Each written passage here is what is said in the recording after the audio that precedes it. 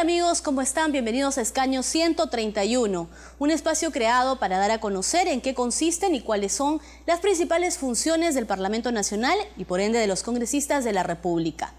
Hoy vamos a conversar sobre la función de representación y sobre cómo se vienen incorporando las demandas de la mujer peruana en la agenda legislativa del Congreso del país, con la finalidad de hacer más eficaz precisamente eso, la representación de la población femenina del Perú. Solo por dar un ejemplo, en el país, según el último censo del INEI, más de 1.350.000 personas son analfabetas y de ellas un 75% son mujeres, lo que demuestra que aún hay mucho por hacer en nuestro Perú. Precisamente sobre eso, el día de hoy vamos a conversar con la presidenta de la Mesa de Mujeres Parlamentarias Peruana, la congresista Rosa Mavila, quien nos va a dar un alcance sobre cuáles son los principales proyectos de ley que se vienen trabajando para poder empoderar a la mujer peruana. Pero también va a estar con nosotros el doctor César Flores, responsable del programa Parlamento Transparente y responsable de la Asociación Civil Transparencia. Esto es Escaño 131. Vamos a regresar tras una breve pausa.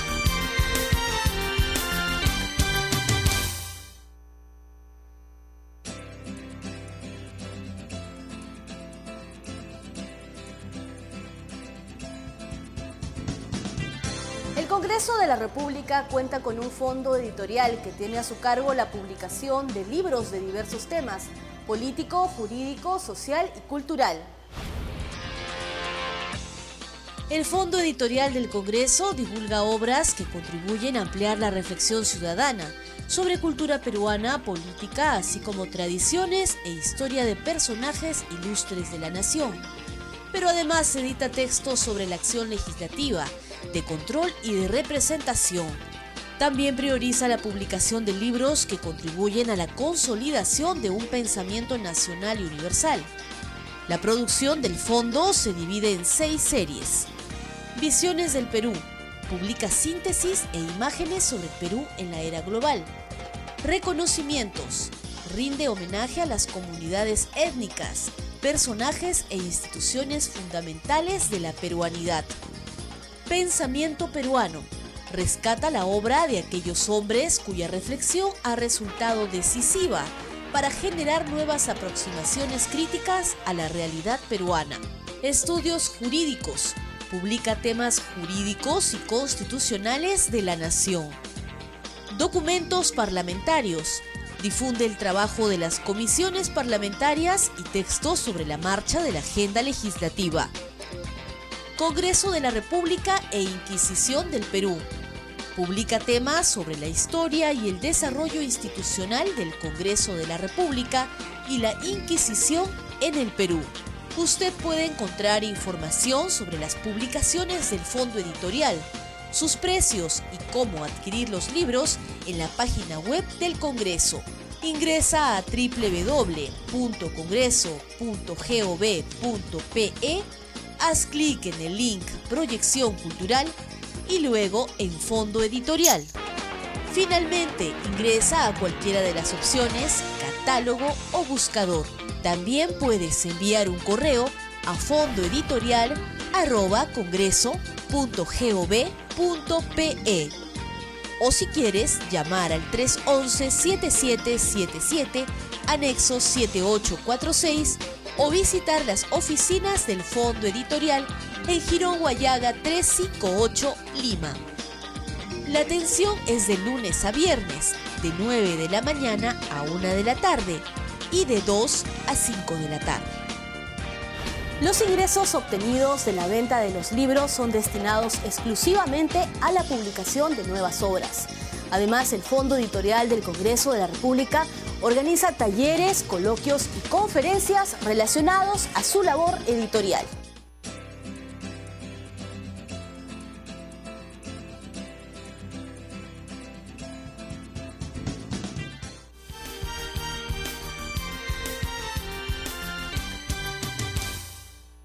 Estamos en Escaño 131 y como ya lo habíamos anunciado, está con nosotros la presidenta de la Mesa de Mujeres parlamentarias peruanas, la doctora Rosa Mavila, a quien le agradecemos por estar el día de hoy con nosotros. Y como, bueno, ya lo habíamos mencionado también, vamos a ver qué se está haciendo desde el Congreso peruano para ver cómo se viene incorporando las necesidades de la mujer peruana en la agenda parlamentaria. Congresista, muchas gracias y bienvenida. Gracias también por esta invitación que me permite intentar llegar a la ciudadanía para difundir cuáles son los proyectos que están presentados al Congreso de la República, pero que aún están esperando pues, el turno de ser materia de debate en el hemiciclo para efecto de poder ser norma ya legal, previa aprobación obviamente presidencial. Ustedes han hecho un trabajo, digamos, enumerando en ejes, por ejes de mayor impacto, como son, por ejemplo, participación política, derecho a la salud, trabajo, entre otros, ¿no, congresista? Sí, hay importantes proyectos, pero permítame antes decirle que todo esto está encuadrado dentro de los objetivos de la Mesa de Mujeres Parlamentarias, que es una institucionalidad que se organizó ya lejanamente el 2006 y que representa un pacto más allá de las ideologías de las mujeres congresistas para hacer una plataforma común en aquellos aspectos de la condición y de los intereses de las mujeres que no tienen de por medio un interés específico de una agrupación política. Y como tú lo has dicho, sí, pues en este equipo de intercambio, de concertación, hay la elaboración de esta agenda común y hay información de esas iniciativas que requieren ser apuntaladas. Y vamos a tu pregunta, ¿no? Aparte de proyectos que ya han sido aprobados, como el del feminicidio íntimo y no íntimo, la reforma del Código del Niño, la normatividad sobre trata de mujeres o violencia de género, hay proyectos nuevos que están por a ejemplo, la espera, ¿no? Le voy diciendo, el de la congresista Natalie Condori Jauira, que intenta modificar el Código Procesal Penal para evitar la revictimización en casos de violencia sexual. Como todos sabemos, cuando la niña declara, sobre todo en el ámbito policial, donde no hay cámaras Gesell, después tiene que volver a declarar ante el juez, después tiene que volver a declarar en el juicio oral, y esto es maltrato. Obviamente es victimización primaria, secundaria y a veces terciaria, ¿no? Cuando a la víctima se le victimiza en el proceso penal. Un interesantísimo proyecto que debería ser y se le está exponiendo priorizado, también, ¿no? Claro. Después está el proyecto de la congresista Julia Tevez, que faculta al juez a conceder la suspensión de la patria potestad en la investigación en un caso de feminicidio. Tiene total racionalidad y argumentatividad. Como alguien que ha atentado o ha matado a una pareja va a continuar ejerciendo la paternidad como si nada pasara. Después tenemos el proyecto de Carla Schaeffer, que plantea modificar el artículo 153 del Código Penal para precisar la tipificación, ¿no?, de la trata de personas y sobre todo para apuntalar una política pública que debería ser ya puesta en práctica, ¿no? Estas famosas casas de refugio, hogares de retiro para la mujer agredida y para los niños también. Son parte de una política pública muy minimizada. Hay muchos más hogares de refugio privados que públicos. Y aquí un reto a los gobiernos regionales y municipales, ¿no? Podríamos continuar. Está el excelente proyecto de Verónica Mendoza sobre el acoso político. Mira, en una reunión que fin de semana hemos hecho con Transparencia en Trujillo, te cuento un solo caso, ¿no? Una mujer que por discrepar con el alcalde y en plena puja política por la reelección, habían sacado un póster, obviamente trucado, en que tenía el rostro de ella, pero el cuerpo estaba desnudo. Y esta es una forma, por supuesto, de no solo utilizar la pornografía, sino de agresión política utilizando el cuerpo de la mujer. Cuando no es agresión con amenaza, agresión para plantear, por ejemplo, que salgan de la posibilidad de ser regidoras, amenaza con sacarlas del espacio de las sesiones de consejo municipal, a veces hasta amenaza contra su vida o contra su familia, ¿no? Sus hijos. ¿No?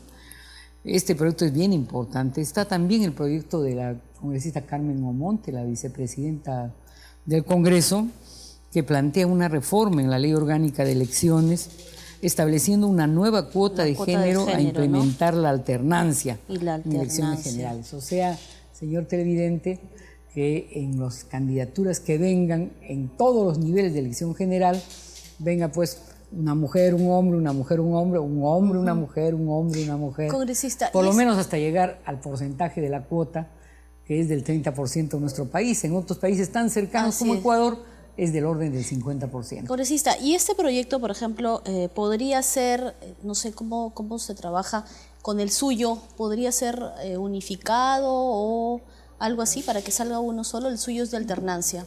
Claro, yo creo que sí. El proyecto de Carmen Omonte se refiere a todos los niveles de gobierno, ¿no es cierto? El mío se refiere específicamente a regionales y locales. ¿Por qué? Porque en ese ámbito, por supuesto que debería ser compatibilizado, porque a nivel regional y local no hay voto preferencial. Entonces, si la mujer no está en la mitad de la lista, aunque su partido gane, no va a entrar. Y entonces está la puja porque entren las candidatas por lo menos en el primer tercio superior, porque si no es un saludo a la bandera, el respeto por la cuota cuando estamos en el tercio inferior, ¿no? Fíjese, justo hablábamos comentaba usted que ha estado en Trujillo, bueno, recogiendo, ¿no?, las necesidades un poco de las mujeres en regiones, también en otras zonas del país. ¿Y qué tan importante, congresista, es desde la función de representación que realizan ustedes como padres de la patria, precisamente... Como madres también. Claro, como madres de la patria. Estar en contacto con la ciudadanía, con la mujer peruana, que por cierto, la población femenina es mayor a la masculina, y poder recoger esas necesidades y hacerla suya, ¿no? Y poder luego plasmarlo pues en iniciativas legislativas. No se imagina, señorita periodista, la trascendencia de este acto de representación, porque uno se acerca a los niveles de agresión, por ejemplo, hostigamiento político, pero también a las necesidades de las mujeres que quieren entrar a tallar en el mundo público, en la esfera política. Por ejemplo, una preocupación de las mujeres es que no tienen financiamiento. Y recordará que este tema, recuerdo, que también se planteaba en una reunión amplia de mujeres a la que asistí en Panamá. Las mujeres creen que al no tener recursos están seriamente recortadas sus aspiraciones electorales. Y en parte es así, ¿no? Entonces acá hay un requerimiento a que normativamente se establezca, ¿no?, el financiamiento de los partidos políticos, pero también el tope máximo que debe gastar un candidato, porque si no los candidatos que tienen mucha guita, ¿no es cierto?, eso es parte para hablar en cristiano, tienen obviamente condiciones de desigualdad y de aprovechamiento sobre personas que, teniendo la potencialidad de ejercer un cargo público, se ven limitados por ahí razones estaríamos económicas. hablando de transparencia, ¿no es cierto? También. De transparencia y de igualdad de oportunidades, ¿no es cierto? Pero mire, déjeme proseguir un poco más. Está también el proyecto de Julia Tevez, que plantea que se respete la cuota ya no solo en los ámbitos de gobierno, sino también en los órganos colegiados de las entidades públicas, en el colegio de abogados, en todos los colegios profesionales, pero también en los cargos en el Estado, en fin, ¿no? Sin embargo, aquí hay un requerimiento, creo, no solo a la cantidad, sino a la calidad. Claro. Yo lo pongo como un tema para que usted lo toque alguna vez con cualquier otra congresista o cualquier personaje o actor político. Sí. Se dice mucho que las mujeres queremos estar y no tenemos calidad política. Yo no lo creo definitivamente. Después de más de 40 años de hacer política, yo creo que las mujeres tenemos todas las potencialidades, pero obviamente tenemos menos recursos y tenemos una serie de trabas para nuestro desarrollo político, empezando por la maternidad, ¿no?, que como usted sabe bien, limita la gestión de las mujeres. Hay que saber, digamos, llevarla. Hay que saberlo llevar, sí, pero también necesitamos una pareja que comprenda, que nos potencie. Necesitamos un ámbito laboral adecuado, ¿no?, que por ejemplo socialice el trabajo doméstico en horas laborales. Y en esa orientación, por ejemplo, está un proyecto ahí, ¿no?, el de Leila Chihuán, que propone que la madre gestante tenga acceso por parte del Ministerio de Salud a suplementos nutricionales, o el que nosotros hemos presentado sobre la necesidad de democratizar la información sobre métodos anticonceptivos a los jóvenes. En este asunto hay debate en el Congreso. Sin embargo, mire, quienes piensan que los padres deben llevar a los hijos a que se informen, yo creo que todavía están pensando en una vieja relación familiar del debe ser y no del ser, y no se están dando cuenta que limitar la información y el acceso a métodos anticonceptivos de jóvenes que los quieren usar, lo que está auspiciando es el embarazo precoz, la deserción escolar, la prostitución infantil y juvenil. Claro, lo importante es que en democracia hay comunicación, hay diálogo y bueno, mientras mayor información haya, mejor, ¿no? Por supuesto. Congresista, lo que estoy viendo ahora que usted está mencionando estos distintos proyectos es que son iniciativas de las diferentes bancadas, de todas las bancadas que integran Lo que el Congreso, ¿no? Mire, Perla es su nombre, ¿no? Sí, Perla. Mira, lo que demuestra Perla, que en realidad hay una suerte de proceso de civilización en el ámbito de la mentalidad y en el ámbito de que la sociedad desde todas las tiendas políticas comprende la discriminación a la mujer y cómo hay que avanzar desde las políticas públicas en enfrentar esta discriminación. Es interesante que algunos congresistas hombres también han presentado proyectos, yo quiero reivindicarlos, sí. ¿No? El congresista Hugo Carrillo, que ha planteado, por ejemplo, respecto de las trabajadoras del hogar, la necesidad pues de que se suscriba el convenio OIT y que se modifique la ley, ¿no?, de las trabajadoras del hogar, para que haya para las trabajadoras contrato, remuneración, compensación por tiempo de servicio, gratificación, derecho a la educación. Y también el congresista Vicente Ceballos, el congresista Baqueli, ¿no? Sí. Que reconocen casi los mismos derechos, remuneración mínima, CTS, y el congresista Elías Rodríguez, ¿no?, sobre las técnicas también, de producción humana asistida. También. Pero regresando a las mujeres, a mí me parece muy importante unos proyectos que ha presentado Doris Oceda Soto, congresista que ha planteado una ley que implementa el área de salud sexual y reproductiva en la currícula educativa e incorpora a la profesional de obstetricia para el dictado de clases en instituciones educativas. Mira, hablábamos de información, ¿no?, y de educación. Pero cuando yo estudiaba secundaria, obviamente hace más de 4 décadas, cuando en anatomía se llegaba al aparato reproductor, las monjas se saltaban ese capítulo. Tabú. Era tabú.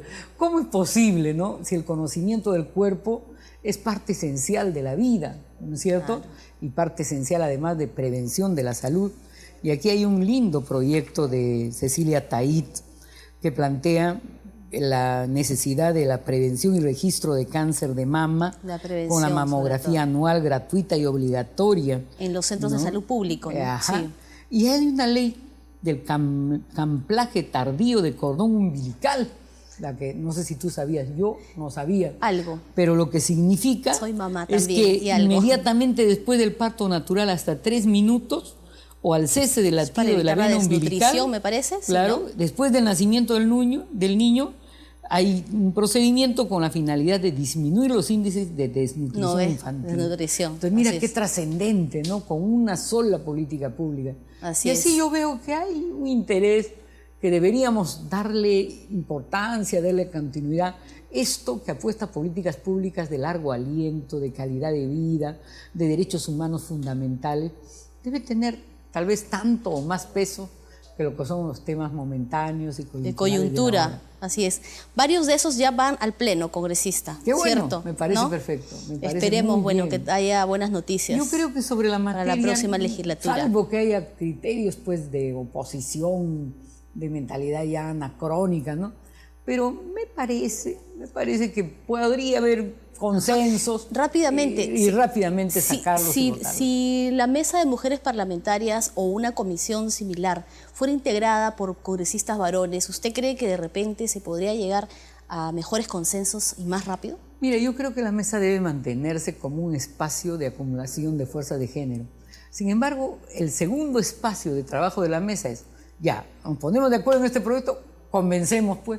Así fue con la ley del feminicidio, sí, ¿no? Claro. Y entonces la congresista Cuculiza convenció en su partido, los otros congresistas en otro partido, ¿no? De ese tiempo creo que Ana Jara no era un ministro, en fin, se hicieron todos los abordajes y se logró una ley que en el primer estadio en que se planteó su debate no era muy consensual. Bien, congresista, hay mucho por conversar, pero nos falta el tiempo.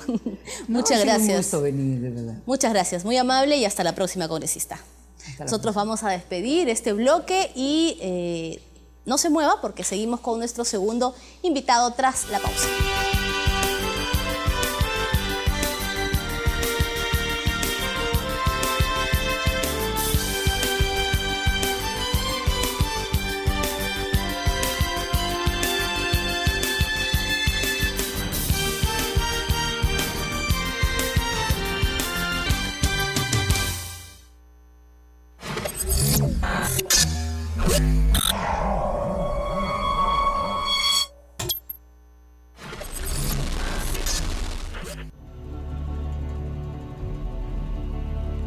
Cada grupo político representa y expone una posición. La democracia permite la diferencia de ideas y criterios, pero también es tolerancia, ponerse de acuerdo y decidir juntos cuando el objetivo es uno solo: el Perú.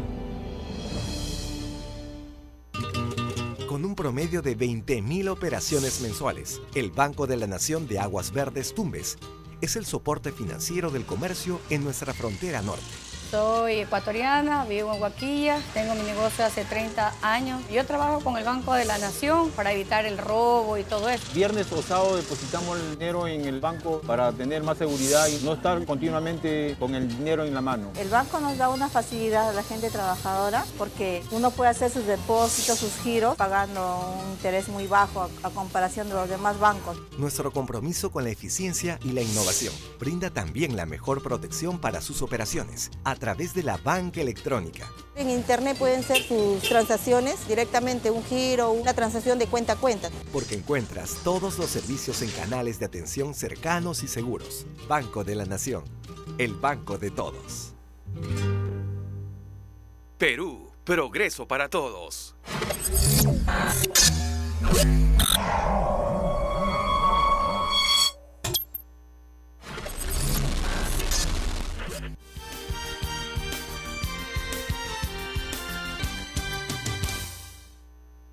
Regresamos a Escaño 131 y hoy estamos tratando cómo se vienen incorporando las necesidades de la mujer peruana en la agenda legislativa, en la agenda del Congreso de la República. Ya está con nosotros nuestro segundo invitado, el doctor César Flores Unzaga. Él es coordinador de Parlamento Responsable y Transparente de la Asociación Civil Transparencia, a quien le vamos a dar las gracias y la bienvenida. ¿Cómo está, doctor? ¿Qué tal, Perla? Gracias por la invitación. Bueno, yo quería contarte el día de hoy el trabajo que estamos haciendo en temas de género dentro del proyecto, ¿no? En temas de mejorar las condiciones de vida de todas las peruanas en el país. Precisamente, usted me estaba comentando que se viene ya la presentación de la sistematización de proyectos de ley que van a impactar en los derechos de las mujeres, en lo que se refiere al trabajo que se viene haciendo aquí en el Congreso de la República. Sí, esto será la próxima semana. Así es. Dentro de este proyecto, Parlamento Responsable y Transparente viene trabajando desde hace 2 años en el fortalecimiento de las funciones de representación, fiscalización y legislación, ¿no?, del Parlamento. En este caso, esta sistematización de proyectos de ley que impactan en los derechos de las mujeres ya ha tenido un primer grupo de proyectos identificados que presentamos en noviembre del año pasado, ¿no? En aquella ocasión, hicimos la identificación de proyectos de ley en las comisiones de Constitución, Justicia, Comisión de la Mujer, y también, bueno, el tema es que de los 1.170 proyectos identificados, 58 de ellos eran proyectos que impactaban en los derechos de las mujeres. Ya. Entonces, en diversos temas, ¿no? Y lo que quería decir ahí es que de alguna forma el Congreso ya está pensando en las mujeres. Sí. Lo que yo vendría, acá a cuestionar, o a sugerir, es que ese trabajo debería ser, un poco más estratégico, ¿no? ¿A qué se refiere eso? ¿Cómo así? Existen ciertos referentes, ¿no?, como el Plan Nacional de Igualdad de Género, ¿no?, que plantea 8 objetivos estratégicos, como por ejemplo reducir las brechas de educación, mejorar la salud de las mujeres, garantizar la participación de las mujeres en cargos de gobierno, por ejemplo, y otros temas, ¿no?, que deberían ser los ejes a través de los cuales los congresistas van desarrollando los proyectos de ley que ayudarían a cumplir un plan de este tipo, ¿no? En la práctica, cada congresista va encontrando un tema con el cual considera que puede favorecer, pero no hay un trabajo estratégico, ¿no? Ya, justamente te quería comentar, conversábamos con la congresista Rosa Mavila, presidenta de la Mesa de Mujeres Parlamentarias Peruanas. Ellos también vienen elaborando un mapeo de los proyectos que impactan en los derechos de la mujer. Y ellas, por ejemplo, lo han organizado en 6 ejes básicos, ¿no? Como, por ejemplo, participación política de la mujer, educación, salud, violencia de género, entre otros, ¿no? Sí, yo creo que digamos, es muy valioso el trabajo que hace la Mesa de Mujeres Parlamentarias, pero lo que siento que falta en este caso es, digamos, crear un grupo de trabajo más amplio, ¿no? en el cual, digamos, la Mesa de Mujeres es singularmente importante en la conducción de este grupo o coparticipación, pero también deberían, por ejemplo, haber congresistas hombres. Es decir, que este grupo esté compuesto por ambos géneros. Por ambos géneros, porque también hay congresistas hombres que tienen proyectos de ley ¿no? que favorecen los derechos de las mujeres o de la familia incluso, ¿no? Por ejemplo, uno de ellos, que es, digamos, muy particular, pero lo planteó un congresista hombre, es aquel que en el caso de familias que adoptan un niño o niña, debieran tener también una licencia de paternidad-maternidad, ¿no? Para tener ese contacto inicial. ¿De qué congresista es ese proyecto? Es Juan José Díaz, ¿no? Por ejemplo, ¿no? Entonces debería haber, pero no es un grupo que debe asegurar no solo la presentación de los proyectos, sino que estos proyectos en bloque, digamos, como hacer un seguimiento y de que puedan llegar hasta el Pleno. Lleguen hasta el Pleno, se discutan en el Pleno, se aprueben, ¿no? Esa es la tarea, y se reglamenten, ¿no? Exacto. Y hacerles un seguimiento de cómo se están aplicando o no desde el Poder Ejecutivo, ¿no? Esa es la tarea completa que debería hacer un grupo de este tipo. En el tema de participación política, ustedes vienen haciendo un trabajo bastante interesante a nivel nacional y es, bueno, encaminado a lo que es el proyecto de ley de alternancia. Así es. Mira, históricamente la participación política de la mujer ha venido, digamos, a destiempo en comparación con la participación política del hombre, ¿no? Recién el año 1956 fue la primera vez que las mujeres mayores de 21 años y que sabían leer podían votar. Recién en el año 1980, pudieron votar todas las mujeres. Recién en el año 1987 tuvimos las 2 primeras ministras mujeres. Entonces, si bien en la actualidad la ley es igual para todos, en la práctica debemos todavía considerar que así como se habla mucho de inclusión social, debemos empezar a hablar también de inclusión democrática. Pero esto ha sido progresivo, ¿no? Es progresivo, pero digamos ya estamos en el siglo XXI y no es, digamos, coherente esperar pues 50 años más, considerando que un poco más del 50% de la población de este país son mujeres. Yo ahí te doy algunos datos. La población electoral también es mayor, más del 50%, sí. Por ejemplo, ¿no? De los 130 congresistas, solo 29 son mujeres.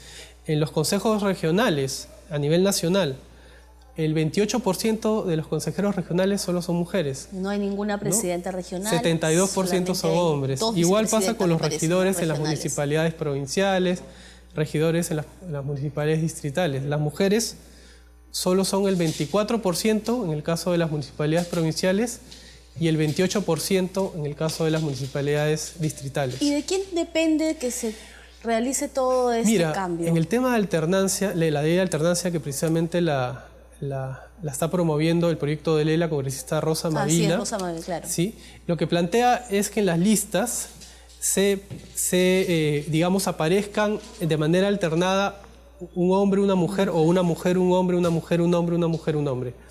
En la actualidad las mujeres, hay una cuota de género que obliga que al menos el 30% de la lista sean hombres o mujeres.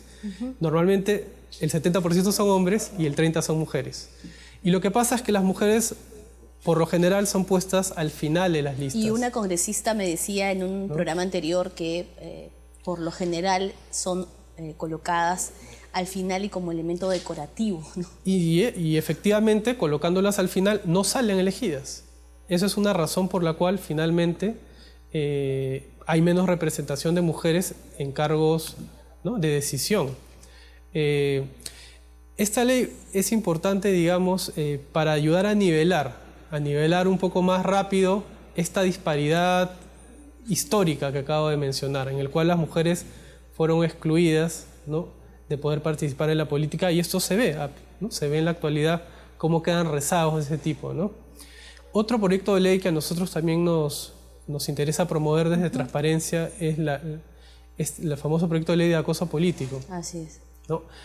Esa es otra de las prácticas por las cuales se restringe la participación de la mujer ¿no? En cargos públicos. Pero también puede ser a la inversa. Puede ser a la inversa también, pero en la práctica, por lo general, digamos, las mujeres son acosadas, son incluso violentadas, simplemente por el hecho de ocupar un cargo, ¿no? Un cargo público o ser autoridad, ¿no? En alguna localidad, gobierno regional, etc.